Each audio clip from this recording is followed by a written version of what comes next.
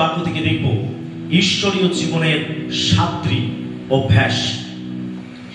ঈশ্বরীয় জীবন বা খ্রিস্টীয় জীবন বলতে ঠিক কি বোঝায়? ঈশ্বরের জীবন বা খ্রিস্টীয় জীবন বলতে বোঝায় কিছু অভ্যাস ভালো, আবার কিছু অভ্যাস ধ্বংসাত্মক হতে পারে।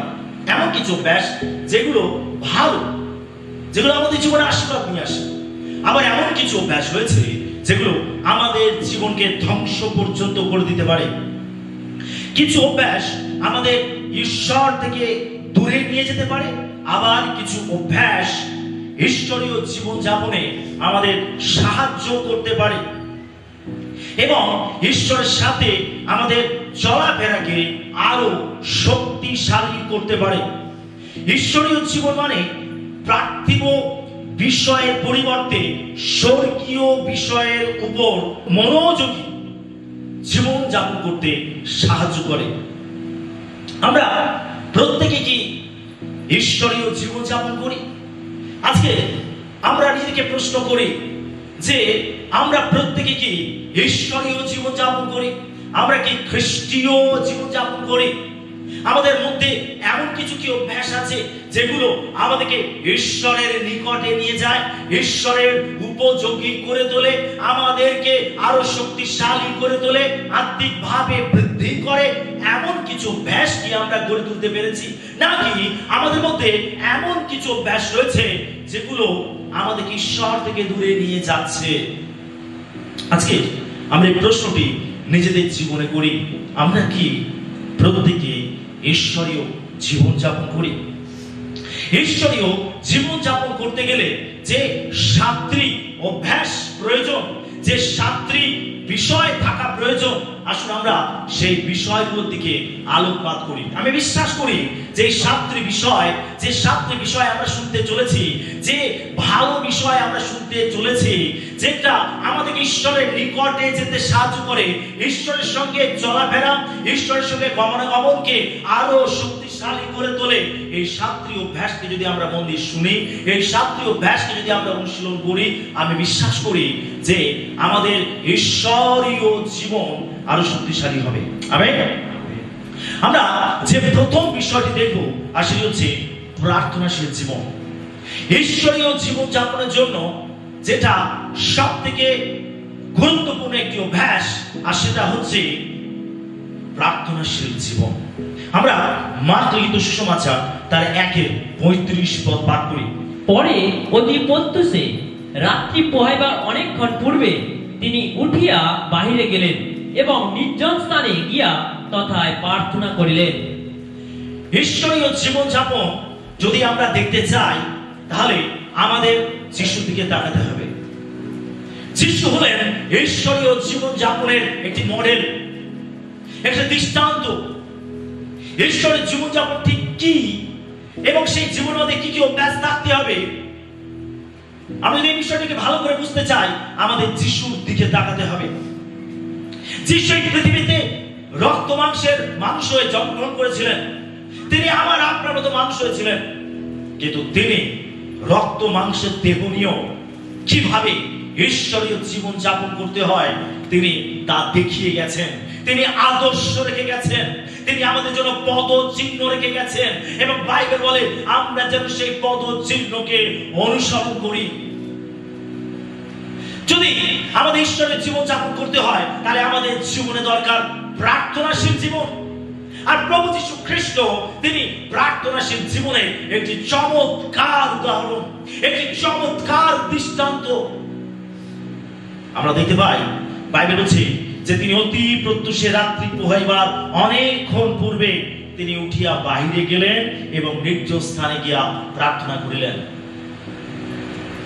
একটি ঈশ্বরীয় জীবন যাপন করতে গেলে আমাদের জীবনে দরকার প্রার্থনা, প্রার্থনাশীল জীবন। প্রভু যীশু তিনি প্রার্থনাশীল জীবন যাপন করেছেন। তিনি এত ব্যস্ত থাকা সত্ত্বেও তিনি এই অভ্যাসকে অনুশীলন করেছেন। তিনি পৃথিবীতে এসে রক্ত মাংসের দেহ ধারণ করেও তিনি প্রার্থনার মধ্যে সময় কাটিয়েছেন। তিনি রাত পোহাইবার অর্থাৎ রাত্রি শেষ হবার অনেকক্ষণ আগে উঠে তিনি পিতার সঙ্গে প্রার্থনায় সময় কাটাতেন। প্রতিদিন আপনি প্রভুকে প্রার্থনার মাধ্যমে ভালোবাসুন। প্রভু যিশু পিতাকে ভালোবাসতেন, আর তাই তিনি পিতার সঙ্গে প্রার্থনায় সময় কাটাতেন, প্রার্থনায় সহভাগিতা করতেন। এটা ছিল তার জীবনের একটি অভ্যাস। তার পরিচর্যার কাজ শুরু হয়েছিল 40 দিন উপবাস প্রার্থনার মাধ্যমে। আর এটা আমরা দেখতে পাই যে এখানেই তার প্রার্থনাশীল জীবন শেষ হয়ে যায়নি বা তিনি সমাপ্ত করে দেননি, কিন্তু তিনি তার 3.5 বছর পরিচর্যা কার্যের মধ্যে আমরা তাকে দেখতে পাই প্রায় তিনি নির্জন জায়গাতে গিয়ে তিনি প্রার্থনা করেছেন। এটা ছিল পিতার প্রতি তার ভালোবাসা। প্রার্থনাশীল জীবন চিত্ত করে ঈশ্বরের প্রতি আমাদের ভালোবাসাকে। আমরা যদি ঈশ্বরকে ভালোবাসি তাহলে আমাদের জীবনে অবশ্যই প্রার্থনা থাকতে হবে। প্রার্থনাশীল জীবন ছাড়া একটি ঈশ্বরীয় জীবন গড়ে উঠতে পারে না, একটি ঈশ্বরীয় জীবন যাপন আমরা করতে পারি না প্রার্থনাশীল জীবন ছাড়া। যিশু তিনি ঈশ্বরকে ভালোবাসতেন, পিতাকে ভালোবাসতেন, আর তাই তিনি প্রার্থনায় পিতার সান্নিধ্যে যেতেন। তিনি প্রার্থনায় পিতার সঙ্গে সহযোগিতা করতেন, তিনি পিতার সঙ্গে সাক্ষাৎ করতেন। এটা ছিল তার জীবনের একটি বিশেষ অভ্যাস। একটি ভালো প্রার্থনাশীল জীবন ছাড়া আমরা কখনো ঈশ্বরীয় জীবন যাপন করতে পারি না। এটি আমাদের ঈশ্বরের সাথে সংযুক্ত করে। প্রত্যেক দিন প্রার্থনায় ঈশ্বরের সঙ্গে সাক্ষাৎ করা, ঈশ্বরের সান্নিধ্যে আসা, এটা ঈশ্বরের সঙ্গে আমাদের সংযুক্ত করে। এই যে জগতে আমরা বাস করছি এক পাপময় জগৎ, আর এই পাপময় জগতের মধ্যে আমাদের বিভিন্ন চ্যালেঞ্জ থাকে, বিভিন্ন বাধা থাকে, বিভিন্ন প্রলোভন থাকে, বিভিন্ন সমস্যা, হতাশা, নিরাশা থাকে, শয়তানের বিভিন্ন আক্রমণ থাকে। আর এত চ্যালেঞ্জের মধ্যে থেকে আমাদের ঈশ্বরের জীবন যাপন করতে গেলে দরকার ঈশ্বরের সঙ্গে প্রত্যেক দিন সংযুক্ত হওয়া। যিশু বলছেন, শাখা যেমন আপনা হইতে ফল ধরিতে পারে না, তেমন আমাদের না থাকিলে তোমরা পারো না। একটি শাখাকে যদি সতেজ থাকতে হয়, একটি শাখাকে যদি প্রত্যেকটা সিজনে ঠিকভাবে ফল দিতে হয়, তাকে সুন্দরভাবে তার পাতাগুলোকে সবুজ রাখতে হয়, তাহলে তাকে মূল কাণ্ডের সঙ্গে যুক্ত থাকতে হবে। কারণ শাখা প্রশাখা মূল কাণ্ডের মাধ্যমে যুক্ত থাকার ফলে কি করে, সেই গাছ সে তার মূল থেকে সে খাদ্য রস টেনে তোলে এবং তার শাখা প্রশাখায় পাঠিয়ে দেয়। আর এই শাখা প্রশাখাগুলো মূল কাণ্ডের সঙ্গে যুক্ত থাকার ফলে এই শাখা প্রশাখা সতেজ সক্রিয় থাকতে পারে। যদি আমরা প্রার্থনার মাধ্যমে ঈশ্বরের সঙ্গে সংযুক্ত না থাকি, আমাদের ঈশ্বরীয় জীবন যাপন কখনো সতেজ থাকবে না, কখনো সক্রিয় থাকবে না। আমরা হয়ে যাব নিস্তেজ, আমরা হয়ে যাব দুর্বল, আমরা হয়ে যাব ক্ষীণ। একটা সময় আসবে যখন আপনি ঈশ্বর থেকে হারিয়ে যাবেন। সেজন্য ঈশ্বরীয় জীবন যাপন আমাদেরকে ধরে রাখতে গেলে, ঈশ্বরের জীবন যাপন করতে গেলে, একটি খ্রিস্টীয় জীবনকে সক্রিয় রাখতে গেলে আমাদের প্রার্থনার মাধ্যমে ঈশ্বরের সঙ্গে সংযুক্ত থাকতে হবে। আপনি জেনে রাখুন, আপনি যাই অর্জন করুন না কেন, আপনাকে হাঁটু উপরে এসেই অর্জন করতে হবে। আমেন। আপনি আপনার জীবনে যাই কিছু অর্জন করুন না কেন, যাই কিছু, এই পার্থিব বিষয় হতে পারে, আধ্যাত্মিক বিষয় হতে পারে, আপনি এই পৃথিবীতে যাই কিছু উপার্জন করুন না কেন, যাই কিছু অর্জন করুন না কেন, আপনার জীবনে সব থেকে গুরুত্বপূর্ণ বিষয় হতে পারে, সব থেকে ভালো বিষয় হতে পারে, সব থেকে ছোট জিনিস হতে পারে, সব থেকে ছোট বিষয় হতে পারে, আপনি এই জগতে যা কিছু অর্জন করবেন আপনাকে হাঁটুর উপরে এসে অর্জন করতে হবে।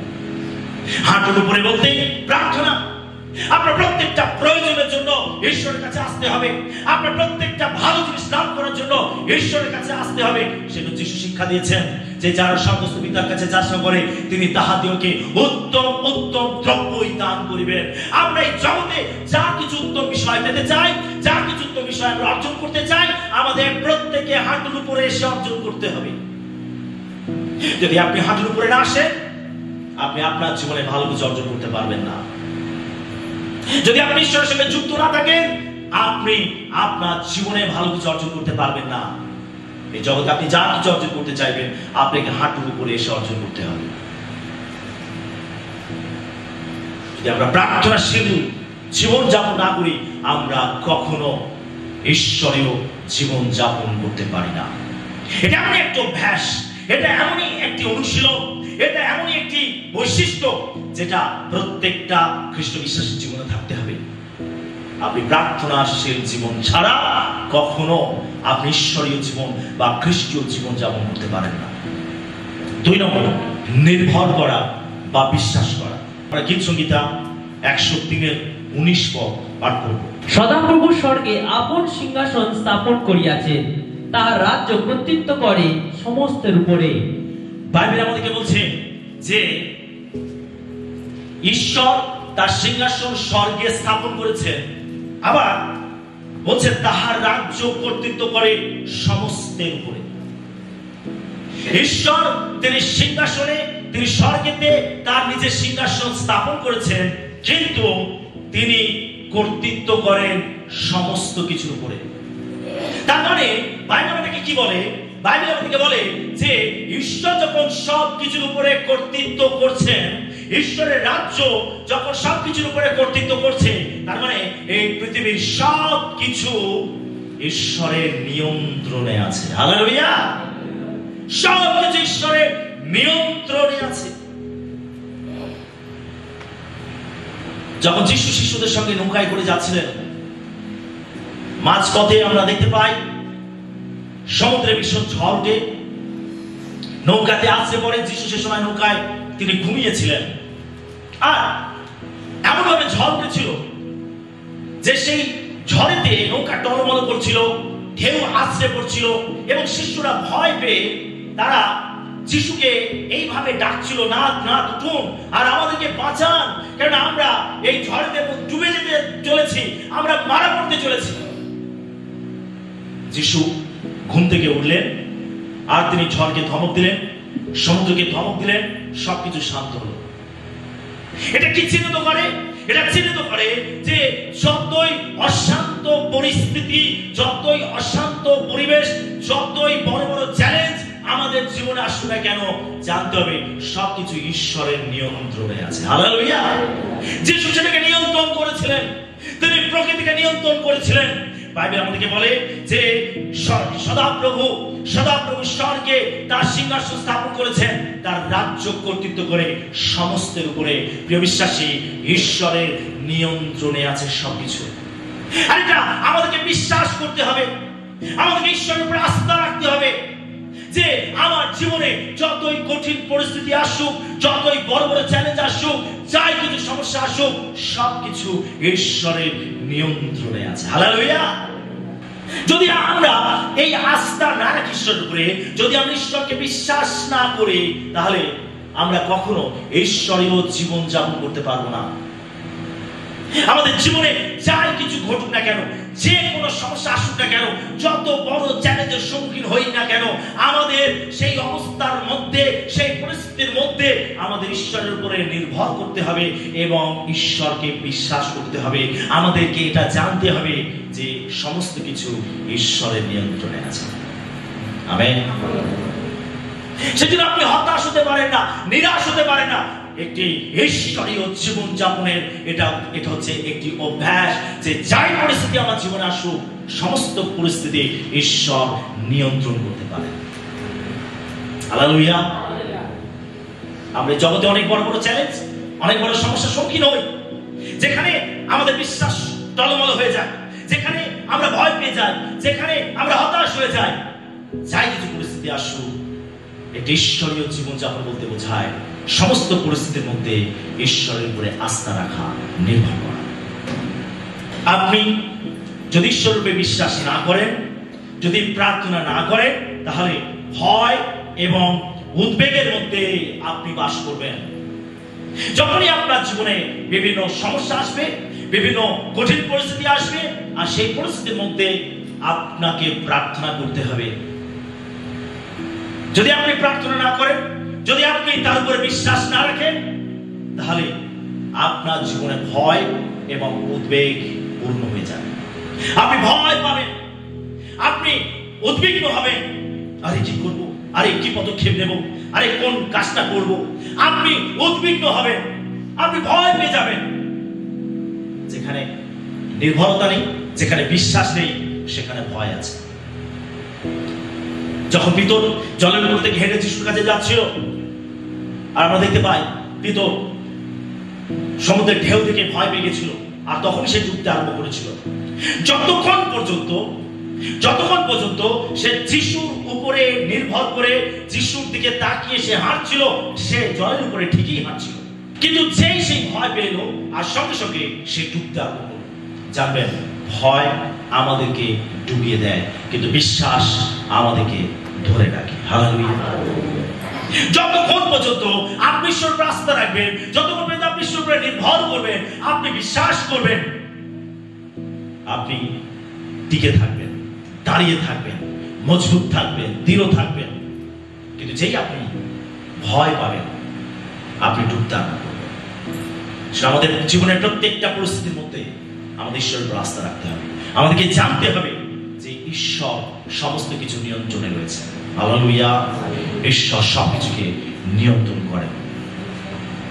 সেজন্য হিতোপদেশ তার 3:5-7 লেখা আছে, আমি পড়ে দিচ্ছি। হিতোপদেশ তার 3:5-7 লেখা রয়েছে, তুমি সমস্ত চিত্তে সদাপ্রভুতে বিশ্বাস করো, তোমার নিজ বিবেচনায় নির্ভর করিও না, তোমার সমস্ত পথে তাকে স্বীকার করো, তাতে তিনি তোমার পথ সকল সরল করিবেন। আপনার দৃষ্টিতে জ্ঞানবান হইও না, সদাপ্রভুকে ভয় করো, মন্দ হইতে দূরে যাও। বাইবেল আমাদেরকে বলে যে তোমার সমস্ত চিত্তে সদাপ্রভুতে বিশ্বাস করো। সমস্ত হৃদয় ঈশ্বরকে বিশ্বাস করতে বলেছে, সমস্ত হৃদয় দিয়ে। যেন হৃদয়ের মধ্যে এতটুকু অংশ যেন ভয় যুক্ত না থাকে, সন্দেহ না থাকে। কিন্তু বাইবেল বলছে সমস্ত চিত্তে সদাপ্রভুতে নির্ভর করো, বিশ্বাস করো, তোমার নিজের বিবেচনায় নির্ভর করো না। আমরা অনেক সময় নিজেদের জ্ঞানের উপরে, নিজেদের চিন্তা ভাবনার উপরে, নিজেদের শক্তির উপরে, নিজেদের বিবেচনার উপরে আমরা নির্ভর করি। আর বাইবেল আমাদেরকে বলে তুমি সেটা করো না, তুমি তোমার নিজের বিবেচনার উপরে নির্ভর করো না, কিন্তু তোমার সমস্ত চিত্তে সদাপ্রভুকে বিশ্বাস করো। আপনাকে বিশ্বাস করতে হবে সমস্ত হৃদয় দিয়ে, ঈশ্বরকে বিশ্বাস করতে হবে সমস্ত হৃদয় দিয়ে। যদি কোথাও একটুখানি ফাঁক ফোকর থাকে, আর সেখান থেকে ভয়, হতাশা, নিরাশা আপনার জীবনে প্রবেশ করবে এবং আপনাকে গ্রাস করবে। ঈশ্বরীয় জীবন যাপন করতে গেলে আমাদের প্রয়োজন আছে ঈশ্বরের উপরে নির্ভর করা এবং তাকে বিশ্বাস করা।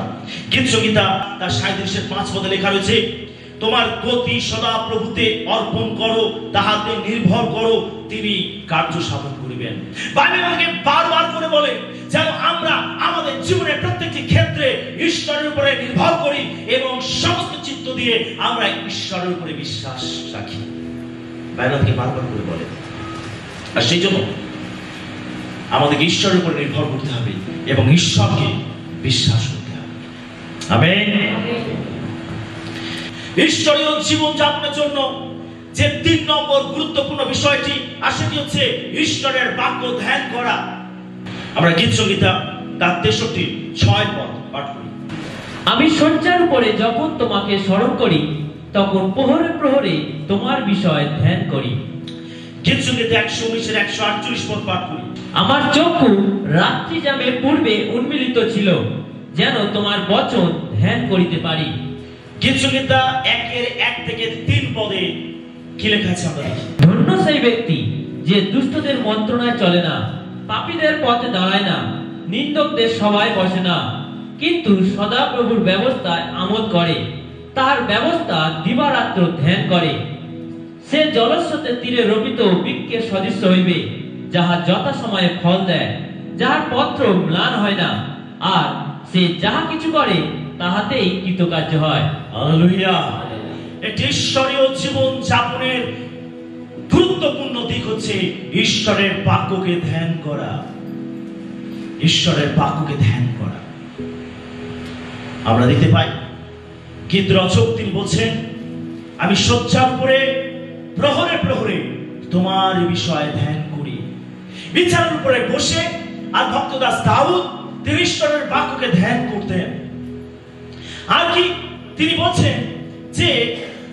বলছেন যে রাত্রি জামের পূর্বে আমার চক্ষু মিলিত ছিল, যেন তোমার বচন ধ্যান করতে পারি।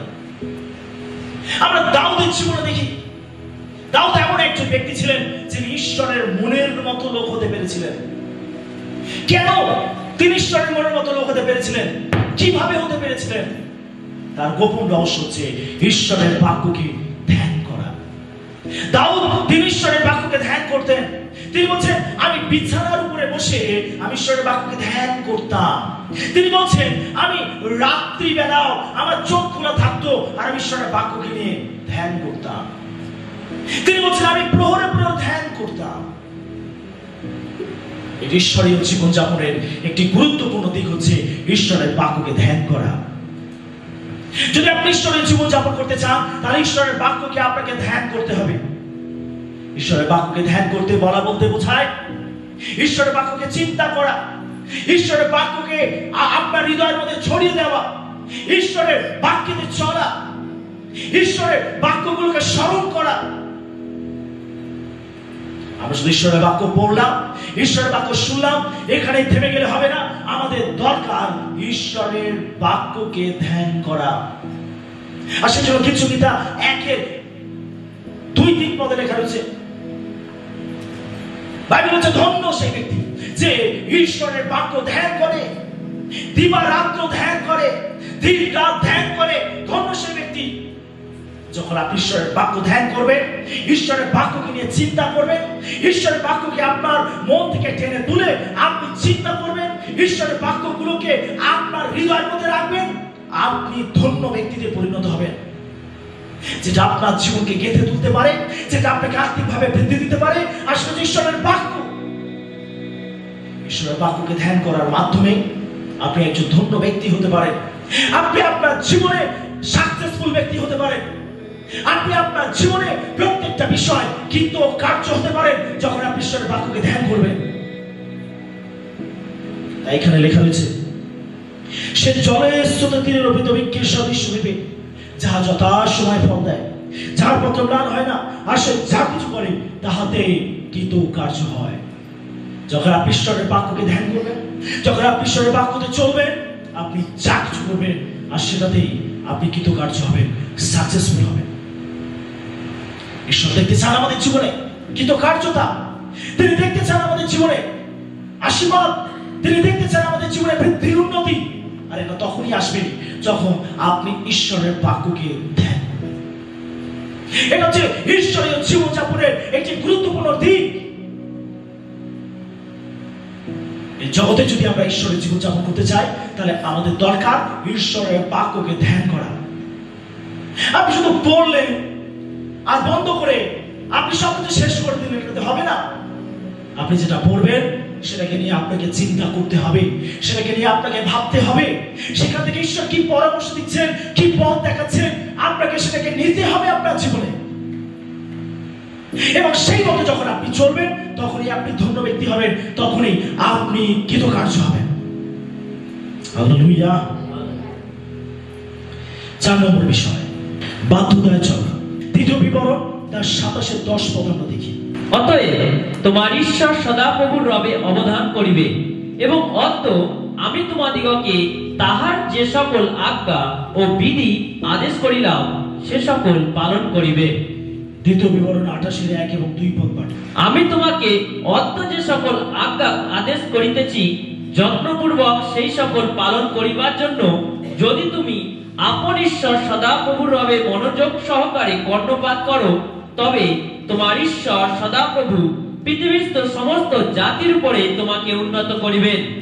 আর তোমার ঈশ্বর সদাপ্রভুর রবে কর্ণপাত করিলে এই সকল আশীর্বাদ তোমার উপরে বর্তিবে ও তোমাকে আশ্রয় করিবে। বাইবেল আমাদেরকে বলে বাধ্যতায় চলতে। একটি ঈশ্বরীয় জীবনযাপনের আরেকটি গুরুত্বপূর্ণ দিক হচ্ছে বাধ্যতায় চলা। আপনি অনেক প্রার্থনা করতে পারেন, আপনি অনেক উপাসনায় যোগদান করতে পারেন, আপনি অনেক পরিচর্যা কাজ করতে পারেন, কিন্তু যদি আপনার জীবনে বাধ্যতা না থাকে, ওগুলো কখনো আপনার জীবনে ভালো ফল নিয়ে আসতে পারবে না। বাইবেল আমাদেরকে বারবার করে বলে যেন আমরা বাধ্যতায় চলি। এখানে আমরা দেখতে পাই ঈশ্বর বলছেন যে তোমরা আমার বাধ্যতায় চলো। ঈশ্বর মসির মাধ্যমে ইসরায়েল জাতিকে আদেশ করেছিলেন তারা যেন ঈশ্বরের ব্যবস্থায় জীবনযাপন করে, ঈশ্বরের বাক্যে চলে। আপনি একজন ঈশ্বরীয় মানুষ তখনই হবেন যখন আপনি ঈশ্বরের বাক্যে চলবেন। আর ঈশ্বরের বাক্যে চলার মাধ্যমে আমরা আমাদের জীবনে আশীর্বাদ লাভ করতে পারি। আমরা দ্বিতীয় বিবরণ 28 1 থেকে 2 পদ আমরা পাঠ করেছি। আর সেখানে বাইবেল আমাদেরকে বলে যে ও তো যে সকল আদেশ তোমাদেরকে করছি যদি যত্নপূর্বক সেগুলোকে পালন করো, যদি ঈশ্বরের বাক্যকে কর্ণপাত করো, মনোযোগ করো, তাহলে ঈশ্বর বলছেন তোমার ঈশ্বর সদাপ্রভু পৃথিবীস্থ সমস্ত জাতির উপরে তোমাকে উন্নত করবেন। হালেলুয়া। আপনি যেখানে বাস করছেন, যে লোকেদের মাঝে বাস করছেন, তারা দেখতে পাবে যখন আপনি ঈশ্বরের বাধ্যতায় চলবেন, ঈশ্বর দিন প্রতিদিন আপনাকে উন্নত করছেন, তারা দেখতে পাবে। আমাদের জীবনে উন্নতি আসবে যখন আমরা বাধ্যতায় জীবনযাপন করব।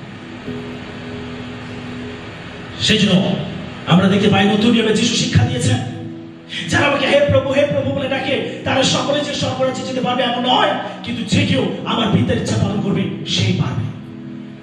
যদি আমরা স্বর্গে যেতে চাই আমাদেরকে বাধ্যতায় জীবনযাপন করতে হবে। যদি আমরা এই জগতে উন্নতি লাভ করতে চাই, এই জগতে প্রত্যেকটা আশীর্বাদ পেতে চাই, আমাদের প্রত্যেককে বাধ্যতায় জীবনযাপন করতে হবে। ঈশ্বরের জীবনযাপনের গুরুত্বপূর্ণ দিক হচ্ছে বাধ্যতায় চলা। আমরা অনেক চিৎকার করতে পারি, আমরা অনেক প্রার্থনা করতে পারি, আমরা অনেক কিছু করতে পারি, কিন্তু যদি আমাদের জীবনে বাধ্যতা না থাকে সবকিছুই অসারে পরিণত হবে। কিভাবে বাধ্যতায় চলা যায় এটা আমাদের প্রত্যেকের চেষ্টা করতে হবে। আরো কিভাবে আমি বাধ্যতায় চলতে পারি এটা আমাদের প্রত্যেকের চেষ্টা করতে হবে। হালেলুয়া। 5 নম্বর যে বিষয়টি আমরা দেখবো সেটা হচ্ছে পবিত্র আত্মার দ্বারা পরিচালিত হওয়া। আমরা পাঠ করবো এফেসীয় 5:18 পদ। আর দ্রাক্ষারসে মত্ত হইও না, তাহাতে নষ্টামি আছে, কিন্তু আত্মাতে পরিপূর্ণ হও।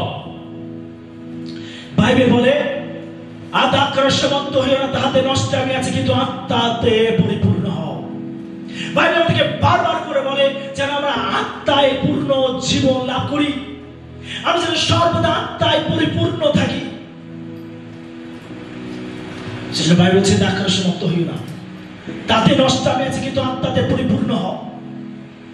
একটি আত্মায় পূর্ণ জীবন না হলে আমরা কখনো ঈশ্বরীয় জীবন যাপন করতে পারি না। আমরা কখন আত্মা দ্বারা পরিচালিত হতে পারবো? যখন পবিত্র আত্মায় আমরা পরিপূর্ণ থাকবো। যদি আত্মা আমাদের জীবনে থাকে, পবিত্র আত্মার উপস্থিতি আমাদের জীবনে থাকে, তাহলে আমরা পবিত্র আত্মার দ্বারা পরিচালনা লাভ করতে পারি। আমরা দেখতে পাই যখন যিশু মৃত্যুকে জয় করে তিনি পুনরুত্থিত হলেন, তিনি যখন স্বর্গে চলে যাচ্ছে তখন তিনি শিষ্যদেরকে বলে যাচ্ছে তোমরা যতক্ষণ না ঊর্ধ্ব থেকে শক্তি পরিণত হচ্ছ ততক্ষণ পর্যন্ত তোমরা এই নগরের বাইরে যাবে না। যিশু জানতেন যে শিষ্যরা তখনই ঈশ্বরীয় জীবনযাপন করতে পারবে যখন তারা পবিত্র আত্মার দ্বারা পরিচালিত হবে। আর তাই তিনি বলেছিলেন যে যতক্ষণ না তোমরা আত্মায় পূর্ণ হচ্ছ ততক্ষণ পর্যন্ত তোমরা এই নগরের বাইরে যাবে না। সেজন্য প্রেরিতদের 1:8 পদে লেখা রয়েছে পবিত্র আত্মা তোমাদের উপরে আসলে তোমরা শক্তি প্রাপ্ত হবে, আর তখন তোমরা জেরুজালেম, সমুদ্র জিহুদিয়া, সামরিয়া এবং পৃথিবীর প্রান্ত পর্যন্ত আমার সাক্ষী হবে। যিশু চেয়েছিলেন যেন শিষ্যরা আত্মায় পূর্ণ হয়, আত্মায় পূর্ণ হয়ে আত্মা দ্বারা চালিত হয়ে তারা যেন সেবা কাজ করে। আপনি তখনই একটি ঈশ্বরীয় জীবন যাপন করতে পারবেন যখন আপনি আত্মার দ্বারা পরিচালিত হবেন। যিশু যতদিন শিশুদের সঙ্গে ছিলেন শিশুরা খুবই খুশি ছিল, কারণ তাদের একজন পরিচালক তাদের মাঝে রয়েছে যে তাদেরকে গাইড করবে, কি করতে হবে না করতে হবে সমস্ত কিছু বিষয় তাদেরকে জানাবে। কিন্তু যখন যিশু তাদেরকে বললেন যে আমার যাওয়া তোমাদের পক্ষে ভালো, আমি আর বেশি দিন তোমাদের সঙ্গে থাকবো না, তখন শিষ্যরা দুঃখিত হয়েছিল। তাহলে আমাদের কি হবে? কে আমাদের পথ দেখাবে? কে আমাদেরকে আগিয়ে নিয়ে যাবে? যিশু তাদেরকে বললেন আমি তোমাদেরকে অনাথ রেখে যাব না, কিন্তু আমি তোমাদের জন্য একজন সহায়ককে পাঠিয়ে দেবো, আর সেই সহায়ক যখন আসবে তখন পথ দেখে তোমাদের সকল সত্যে নিয়ে যাবে। বিশ্বাসী, আপনি তখনই সত্যে চলতে পারবেন যখন পবিত্র আত্মার দ্বারা আপনি পরিচালিত হবেন। আমাদের মাংস কোনো উপকারী নয়, কিন্তু আত্মা জীবনদায়ী, আর এই জীবনদায়ী আত্মা দ্বারা যখন আমরা আমাদের জীবনকে পরিচালিত করব, তখনই একটি ঈশ্বরীয় জীবন যাপন করতে পারবো এই পৃথিবীর মধ্যে। সেই আমাদের জীবন দরকার পবিত্র আত্মার অধীনে থাকা, পবিত্র আত্মার নিয়ন্ত্রণে থাকা, পবিত্র আত্মার দ্বারা পরিচালিত হওয়া। ঈশ্বরীয় জীবন যাপন করতে গেলে আমাদের দরকার পবিত্র আত্মার পরিচালনা। তাই আপনার জীবনকে সর্বদা পবিত্র আত্মা দ্বারা পরিচালিত করুন। কোন মানুষের দ্বারা নয়, আপনার মাংসের দ্বারা নয়, আপনার চিন্তা ভাবনা দ্বারা নয়, কিন্তু আপনার জীবনকে পরিচালিত করতে হবে পবিত্র আত্মার দ্বারা। হালেলুয়া। বাইবেল আমাদেরকে বলে, যদি আমরা ইফিসীয় 1:13 পড়ি, আর সেইখানে বাইবেল আমাদেরকে বলছে, খ্রিস্টে থাকিয়া তোমরাও সত্যের বাক্য তোমাদের পরিত্রাণে সুসমাচার শুনিয়া এবং তাহাতে বিশ্বাস করিয়া সেই অঙ্গীকৃত পবিত্র আত্মার দ্বারা মুদ্রাঙ্কিত হইয়াছ। আপনি জেনে রাখুন, আপনি যেদিন যিশুকে বিশ্বাস করেছেন, আপনি যেদিন তাকে গ্রহণ করেছেন, আর সেই দিনে ঈশ্বর তার পবিত্র আত্মার শিলমোহর আপনার উপরে মেরে দিয়েছে। আপনি আত্মা দ্বারা মুদ্রাঙ্কিত হয়েছে, আপনার উপরে স্ট্যাম্প মারা হয়েছে, আপনার উপরে মোহর মারা হয়েছে। ঈশ্বর তার আত্মা দ্বারা আপনাকে মুদ্রাঙ্কিত করেছেন, আপনি যেদিন যিশুকে আপনার জীবনে গ্রহণ করেছেন, বিশ্বাস করেছেন। অর্থাৎ আপনি পবিত্র আত্মা দ্বারা মুদ্রাঙ্কিত হয়েছে।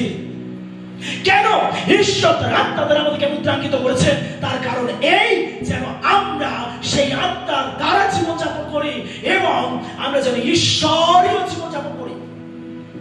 সেই জন্য আপনাকে আত্মা দ্বারা মুদ্রাঙ্কিত করা হয়েছে। হালেলুয়া। আমরা প্রকাশিত বাক্য পড়লে দেখতে পাই যে শয়তানের একটি ছাপ আছে,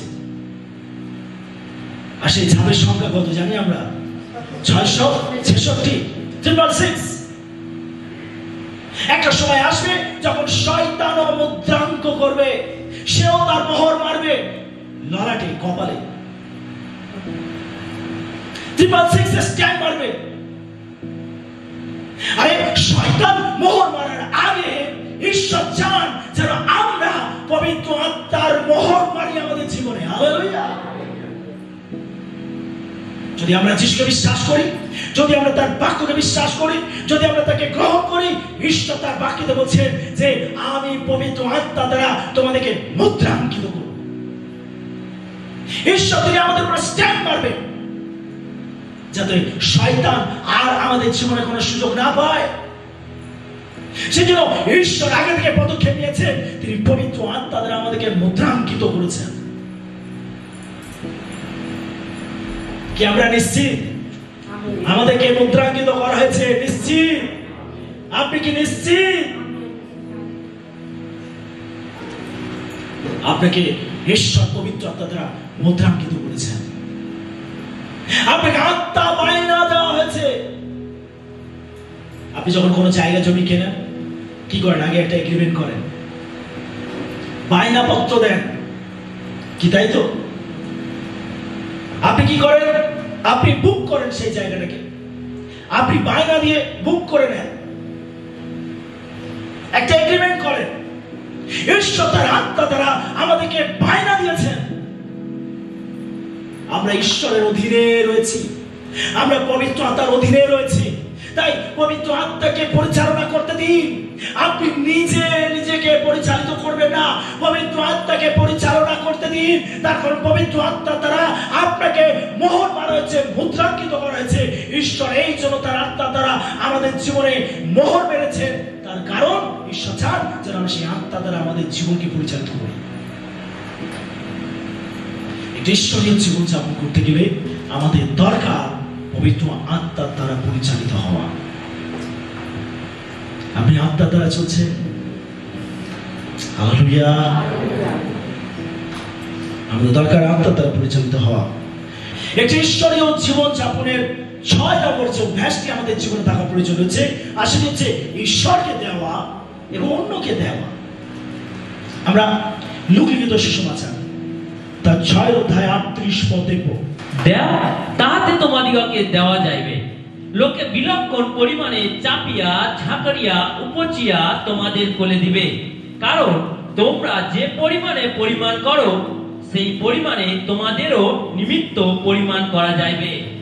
বাইবেল আমাদেরকে বলে দাও দাও, তোমাদেরকে দেওয়া যাবে। বাইবেল আমাদেরকে দিতে বলে। দেওয়া বলতে দান করা।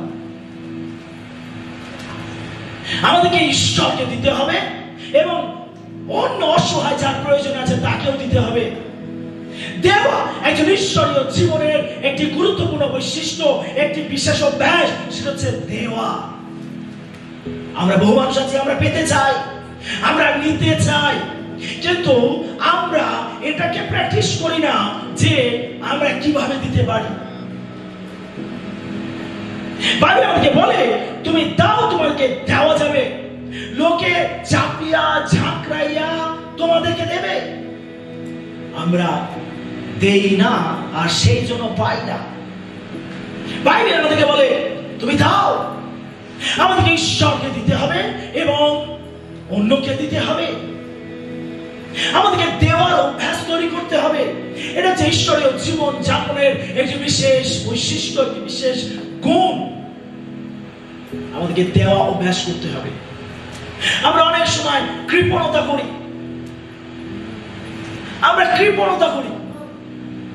আমরা না তো ঈশ্বরকে দিতে চাই আর না তো আমরা অন্য অসহায়কে দিতে চাই। আমরা চাই আটকে রাখতে, আমরা চাই নিজেদের মধ্যে রাখতে। বাইবেল আমাদেরকে বলে যে অন্যকে দেয় সেই ঈশ্বরকে ঋণ দেয়, আর ঈশ্বর সেই ঋণকে পরিশোধ করবেন। আসলে আমরা হিতোপদেশ তার 19:17 পদ দেখি। যে দরিদ্রকে কৃপা করে সে সদাপ্রভুকে ঋণ দেয়, তিনি তাহার সেই উপকারে পরিশোধ করিবেন। যে অন্যকে দেয়, ঈশ্বর কি বলছেন? সে ঈশ্বরকে ঋণ দেয় আর ঈশ্বর সেই ঋণকে পরিশোধ করবেন। দরিদ্রকে দেওয়া মানে, অসহায়কে দেওয়া মানে, বাইবেল কি বলছে? সে ঈশ্বরকে ঋণ দিচ্ছে আর ঈশ্বর তার সেই ঋণকে পরিশোধ করবেন।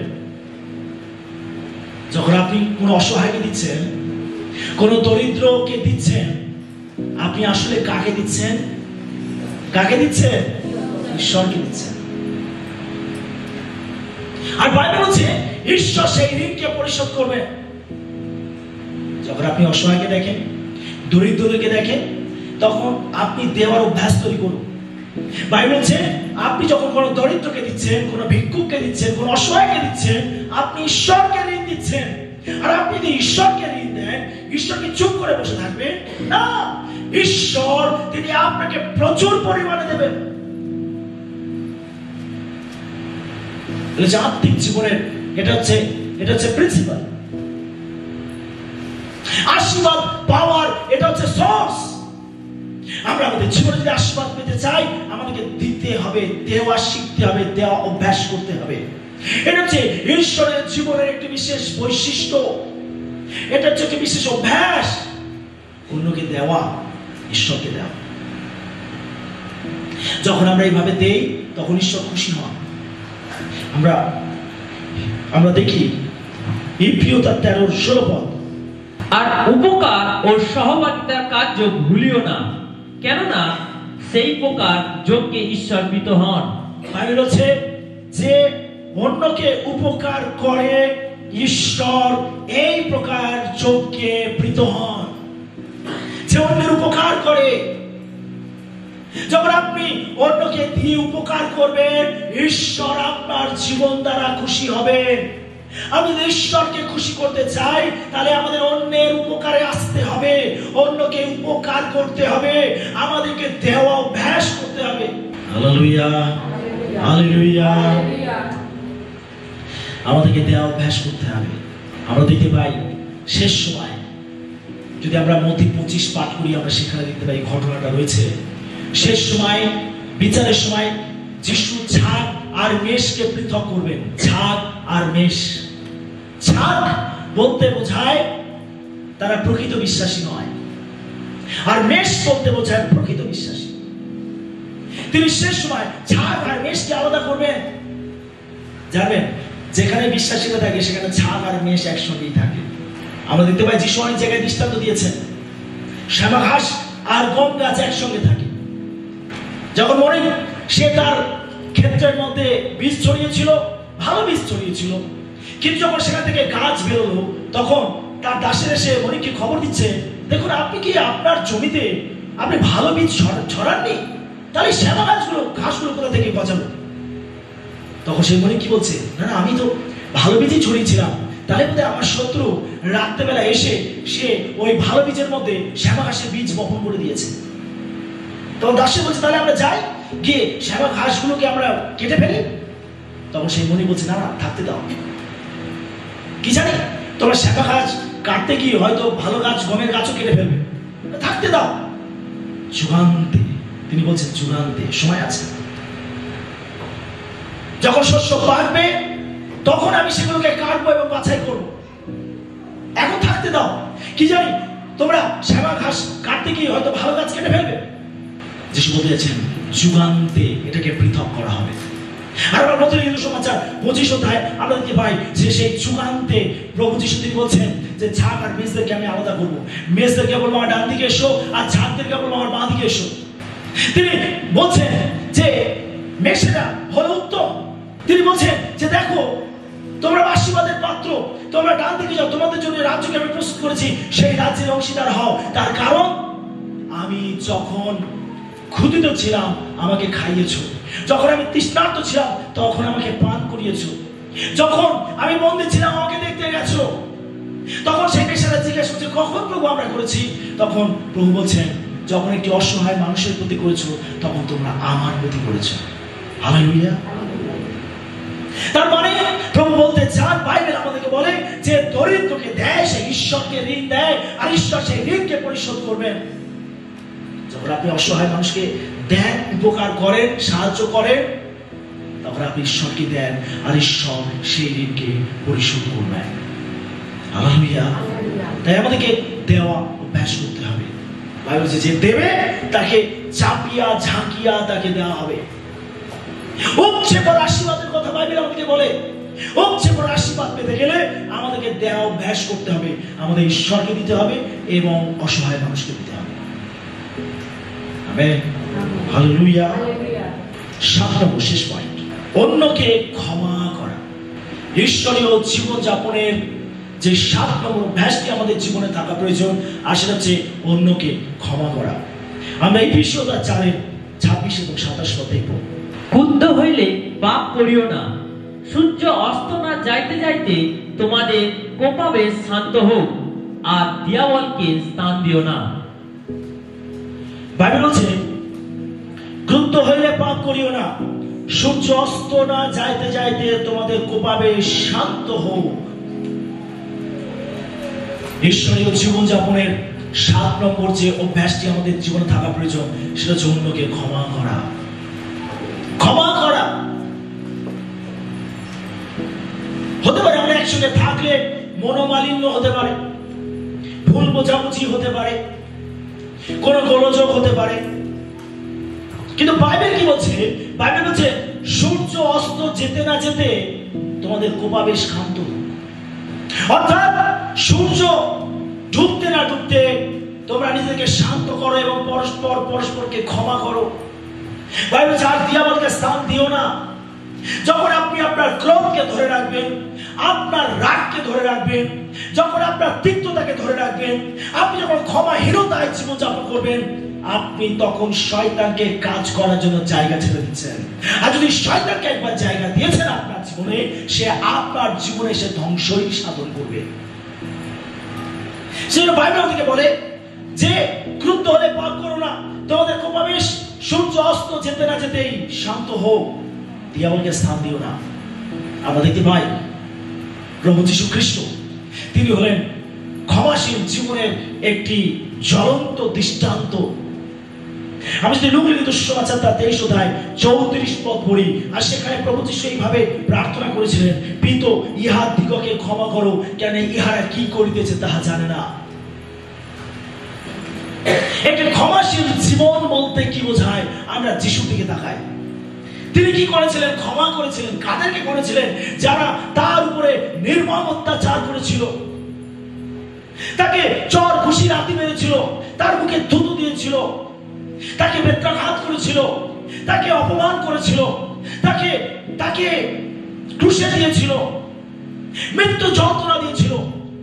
প্রভু যিশু তাদের উদ্দেশ্যে তিনি ক্ষমা প্রার্থনা করলেন, পিতা ইহাদিগকে ক্ষমা করো, কেন ইহারা কি করে দিয়েছে তাহা জানে না। যিশুর ক্ষমাশীল জীবনের একটি জ্বলন্ত দৃষ্টান্ত। তিনি শিক্ষা দিয়েছেন। তিনি যখন শিষ্যদের সঙ্গে ছিলেন, তিনি যখন লোকেদেরকে শিক্ষা দিয়েছেন, প্রচার করেছেন, তখন তিনি এই শিক্ষা দিয়েছেন, যদি কেউ তোমার এক গালে চড় মারে আরেক গাল তার দিকে ফিরে দেবে, তুমি তোমার শত্রুদেরকে ক্ষমা করবে। আর আমরা দেখতে পাই প্রভু যিশু শুধু কথা দ্বারা শিক্ষা দেননি, কিন্তু তিনি যে শিক্ষা দিয়েছেন তিনি তা কার্য করে দেখিয়েছেন তার জীবনের দ্বারা। তিনি যা কিছু শিক্ষা দিয়েছেন তিনি তার নিজে পালন করে দেখিয়েছেন। তিনি বলেন, আমি যা করি তোমরা তাই করো, আমি যা বলি তোমরা তাই করো। অর্থাৎ তার কথা এবং তার জীবনের মধ্যে মিল ছিল। তিনি এমন নন যে তিনি এক রকম শিক্ষা দিচ্ছেন আর তিনি কাজ করছেন অন্যরকম। না, তার জীবনে কথা এবং কাজের একেবারে হুবহু মিল ছিল। আর তাই আমরা দেখতে পাই তিনি যখন শিক্ষা দিয়েছিলেন শত্রুদেরকে ক্ষমা করো, তিনি ক্রুশের উপর থেকে তিনি শত্রুদেরকে ক্ষমা করেছিলেন। তার ক্ষমার এই বাণীর দ্বারা আমি আপনি ক্ষমা পেয়েছি। আমরা ঈশ্বরের কাছ থেকে ক্ষমা পেয়ে থাকি আমাদের ঘৃণ্য পাপের জন্য, আমাদের মন্দ জীবন যাপনের জন্য আমরা ঈশ্বরের কাছ থেকে ক্ষমা পেয়েছি। এখন আমাদের উচিত অন্যকে ক্ষমা করা। শুধু আমরা ক্ষমা পাবো এখানেই বিষয়টি থেমে থাকবে তা নয়, আমরা ক্ষমা পাবো এবং অন্যদেরকেও ক্ষমা করতে হবে। এই ক্ষমাশীল জীবন আমাদেরকে ধরে রাখতে হবে, আমাদেরকে অভ্যাস করতে হবে একে অন্যকে ক্ষমা করে দেওয়া। ক্ষমা করে দেওয়া মানে ভুলে যাওয়া। অনেক সময় আমরা মুখে তো বলি ক্ষমা করেছি, কিন্তু আমরা সেই বিষয়গুলোকে ভুলতে পারি না, সেই দুঃখ কষ্টগুলোকে আমরা ভুলতে পারি না। ক্ষমা বলতে বোঝায় ভুলে যাওয়া, যেন কিছুই হয়নি। আমাদের দরকার ক্ষমাশীল জীবন। ঈশ্বরীয় জীবন যাপনের যে 7 নম্বর অভ্যাসটি আমাদের থাকা প্রয়োজন হচ্ছে, আর সেটি হচ্ছে ক্ষমা করা, ক্ষমাশীল জীবন। আপনি আপনার জীবনে কখনো তিক্ততাকে স্থান দেবেন না। যদি আপনি ক্ষমা না করেন, আপনি ক্ষমাহীনতায় ভুগবেন, আপনি তিক্ততাতে পরিপূর্ণ হবেন, আপনার মধ্যে তিক্ততা থাকবে, এটা আপনার হৃদয়কে কঠিন করে দেবে, ঘৃণা তৈরি করবে আপনার মধ্যে। আর এটা কখন ঈশ্বর থেকে আসে না, এটা আসে শয়তান থেকে। আমাদের জীবনে দরকার ক্ষমা, একে অন্যকে ক্ষমা করা। এটাই তো ঈশ্বরীয় জীবন যাপনের একটি বিশেষ বৈশিষ্ট্য। আমরা ঈশ্বরের সন্তান, আমরা যিশুকে বিশ্বাস করেছি, আমরা তার শিক্ষাতে জীবন যাপন করছি। যদি আমাদের জীবনে ক্ষমা না থাকলো, তাহলে আমরা কোথায় খ্রিস্টের জীবন যাপন করছি, কোথায় খ্রিস্টের শিক্ষা দ্বারা আমাদের জীবনকে পরিচালিত করছি? আমাদের জীবনে খামতি রয়েছে, আমাদের জীবনে অভাব রয়েছে, ঘাটতি রয়েছে। আমাদের জীবন দরকার খ্রিস্টীয় আদর্শ, খ্রিস্টের শিক্ষা। এই খ্রিস্টীয় জীবন যাপনের বৈশিষ্ট্য হচ্ছে অন্যকে ক্ষমা করা। তাই আমরা একে অন্যকে যেন ক্ষমা করি। কেউ ভুল করতে পারে, কেউ অন্যায় করতে পারে, আমরা প্রত্যেকে মানুষ, আর মানুষ দ্বারাই ভুল হয়। আর সেই জন্য আমরা যে ঈশ্বরের সন্তান, এটা আমাদেরকে স্মরণে রেখে একে অন্যকে ক্ষমা করার প্রয়োজন আছে। যিশু যেভাবে ক্ষমা করেছিলেন, তিনি পেরেছিলেন, তিনি শিক্ষা দিয়েছেন, আমাদেরকেও পারতে হবে, আমাদেরকেও করতে হবে। Amen, hallelujah, hallelujah. একটি ঈশ্বরীয় জীবন যাপনের বা খ্রিস্টীয় জীবন যাপনের এই 7টি অভ্যাস আমাদের জীবনে থাকার প্রয়োজন আছে। আমি কে, এটা আমাদেরকে জানতে হবে। আমি যে ঈশ্বরের সন্তান, কি তাই তো নাকি? আমরা সকলে ঈশ্বরের সন্তান, হ্যাঁ কি না? আমরা সকলে ঈশ্বরের সন্তান। আর তাই আমাদের ঈশ্বরীয় জীবন যাপন অভ্যাস করতে হবে। সাতটি বিষয় আমাদের প্রত্যেকের জীবনে থাকতে হবে। কি কি? 1 নম্বর বিষয় কি? প্রার্থনাশীল জীবন। 2 নম্বর বিষয় কি? নির্ভর করা বা বিশ্বাস করা। 3 নম্বর কি? ঈশ্বরের বাক্য ধ্যান করা। 4 নম্বর কি? বাধ্যতায় চলা। 5 নম্বর কি? পবিত্র আত্মা দ্বারা পরিচালিত হওয়া। 6 নম্বর কি? ঈশ্বরকে দেওয়া এবং অন্যকে দেওয়া। এবং 7 নম্বর কি? অন্যকে ক্ষমা করা। এই 7টি অভ্যাস আমাদের জীবনে থাকতে হবে। কি আমরা এটাকে প্র্যাকটিস করতে পারি? ঈশ্বরীয় জীবন যাপন করতে গেলে এই 7টি অভ্যাস আমাদের জীবনে থাকতে হবে, যেন আমরা প্রত্যেকে ঈশ্বরের সন্তান হতে পারি, যেন ঈশ্বরীয় জীবন যাপন করতে পারি এই জগতের মধ্যে থেকে। ঈশ্বর তার বাক্যে আমাদের সবাইকে আশীর্বাদ করুন।